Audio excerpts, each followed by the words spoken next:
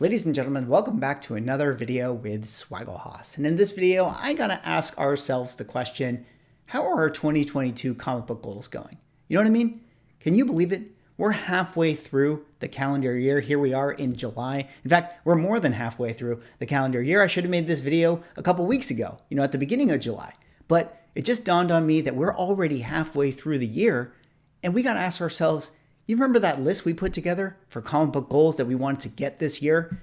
How are we doing on that list? Are we halfway through that list? So in this video, we're going to hold ourselves accountable. We're going to take a look at the goals that I personally had for myself. And hopefully that reminds you guys to reassess the goals that you had and, target the books that you may want, especially now in this market. But before I get into the video, if you guys could drop me a like or comment or subscribe if you're enjoying the content, helps support the channel, doing those things, I would appreciate it. But let's get into this video here today. And of course, I made a video, I guess, 6 months ago at this point, where it was in December, and I put together my wish list for 2022. It was a Christmas video I put out, and I thought it would be interesting to, take a look back, see where we are currently in this calendar year, see how I'm doing with my collection, and maybe just talk about my philosophy on some of the books, why I wanted them, and maybe that would help you guys, with your decisions and keeping you guys accountable for your comic book goals. But let's go through these books one by one. I've actually been pretty fortunate. I think I'm actually 90% done with my 2022 goals, which sort of begs the question, what do I want to do for the rest of the calendar year? Well, at the end of the video, I'll kind of tell you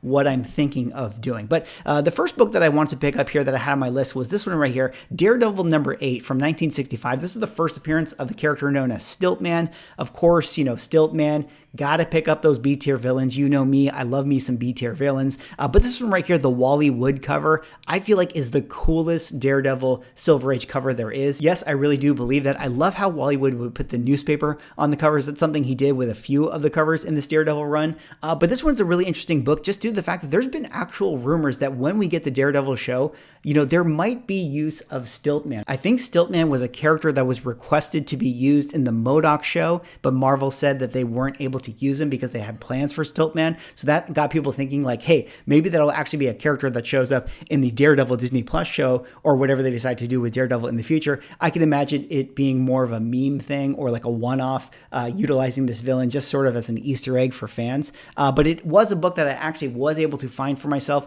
earlier this year when I was out there hunting.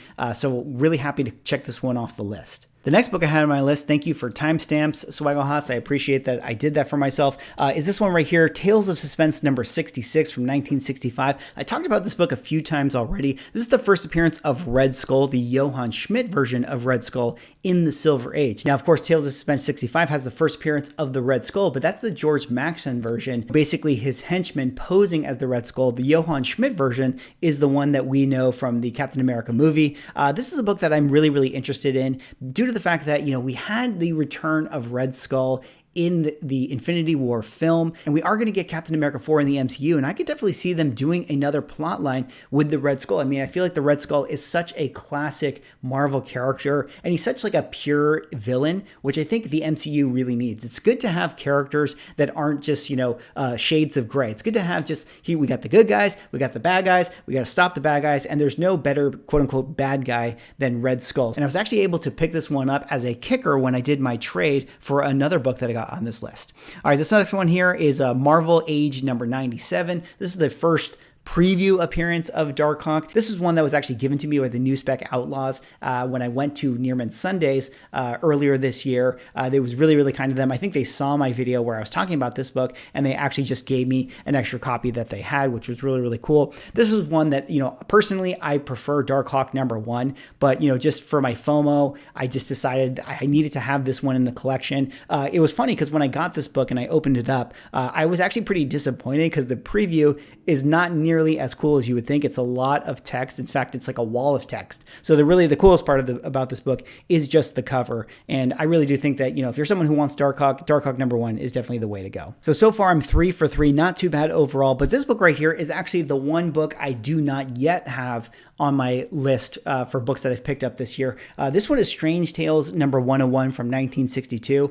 Just sort of that classic Jack Kirby, Dick Ayers cover. I really, really like this one. It just kind of has that vintage Marvel feel to me. I love the trade dress of Strange Tales, especially at this time before they were doing like the split, Doctor Strange storylines and things like that with Nick Fury. So I really, really do love this book. But this is one that I definitely feel like I'm not necessarily going to heavily pursue this thing. I'm only going to let this book find me. I don't really believe that there's any spec value to this book right here. I don't think that it's going to be one that, has any massive spikes in the market. I suppose that, maybe when we get Fantastic Four, being that it's a Human Torch cover, it could have some appeal. But generally speaking, I think that the prices for this thing are going to be trading sideways for quite some time. So I'm never going to force picking up this book. And this is one of those books where I want to get it at a good deal, but I find that dealers mark this one up a lot because it is so rare. But if I do find it, I will pull the trigger on it. I'm actually, probably at the time when you're watching this video, I'm actually at San Diego Comic-Con,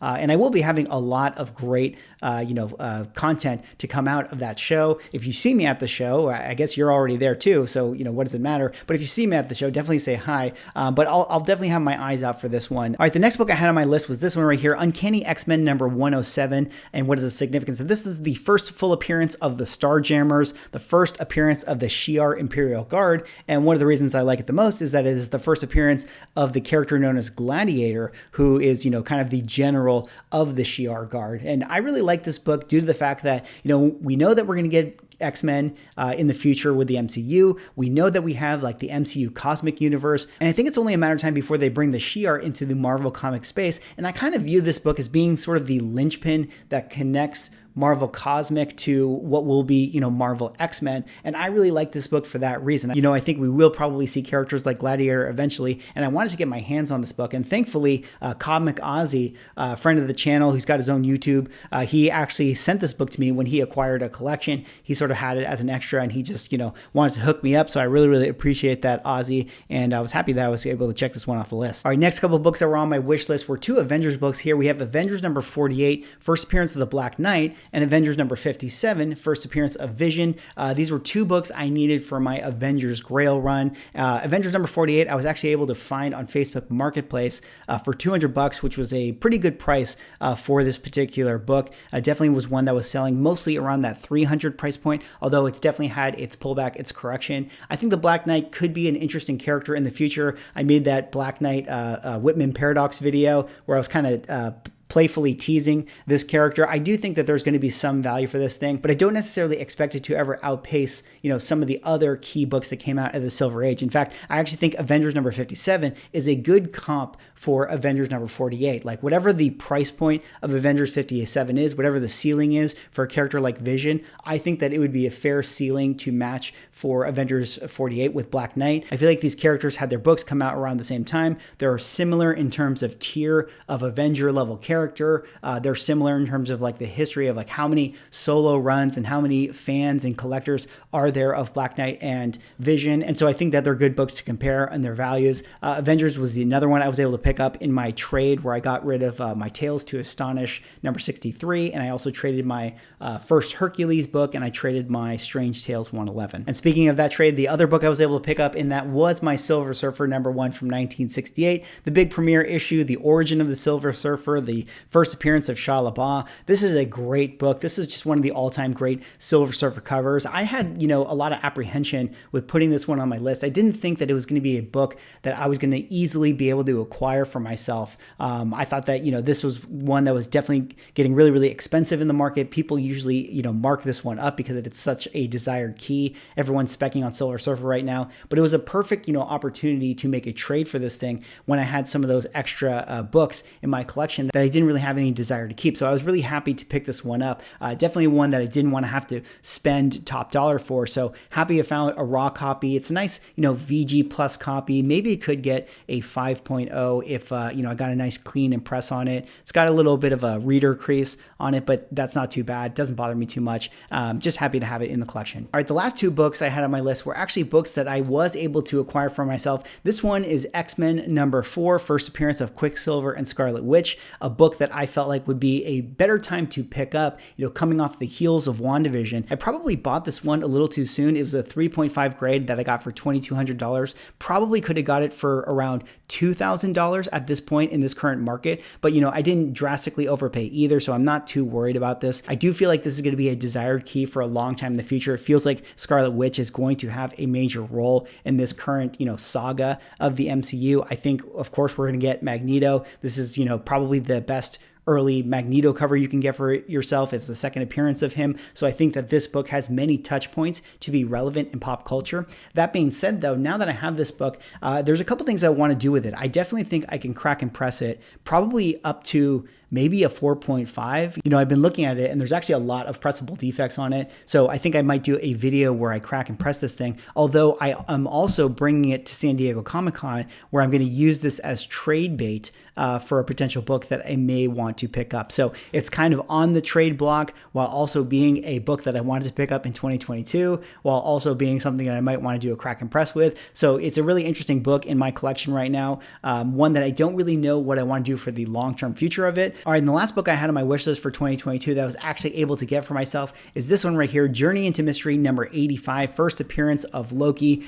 This is definitely a book that I'm super happy to have in my collection. I think that this book is going to continue to go up in value, continue to be a desired key in the market. I'm really interested to see what the values for this thing will be when we get to Loki season 2, which they're currently filming. Definitely seems like Tom Hiddleston is going to be a mainstay in the MCU for many years. And this is definitely one that is a keeper for me in my collection. I was actually able to get my copy from Ryan over at Automatic Comic Books, so I really appreciate him hooking me up with the book. This is definitely a book like many others that has had a little bit of a correction, a little bit of a pullback in this current market, but I do think that this is a book for the long term due to the fact that, it has a really low census count, one of the lower census counts for the, Silver Age keys that are out there in the market. Now, I don't necessarily think that that means that there's less of these books altogether. Could just be a book that people don't slab as often as some of the other major keys, but that is kind of a nice element in being able to protect the value of this particular book due to the fact that it has less out there in the market. But, overall, I think I'm doing pretty well for my goals for 2022. I'm 9 of 10 actually, and the only one I didn't pick up is that Strange Tales 101 book. We'll see if I end up getting that book. I'm definitely thinking about moving my XMen number 4, utilizing that for trade bait to move up to something big. I'm thinking of upgrading my Avengers 1. I have some other books now on my wish list that I would like to pick up. But let me know what you guys think. We are now halfway through the calendar year. What are your goals for 2022? Have you guys been getting those books? Have you guys been checking at least half of your books off of the list? This is me holding you guys accountable, making sure that you are working towards those targets. Anyways, drop me a like, comment, subscribe if you're enjoying the content, and we'll see you in the next video.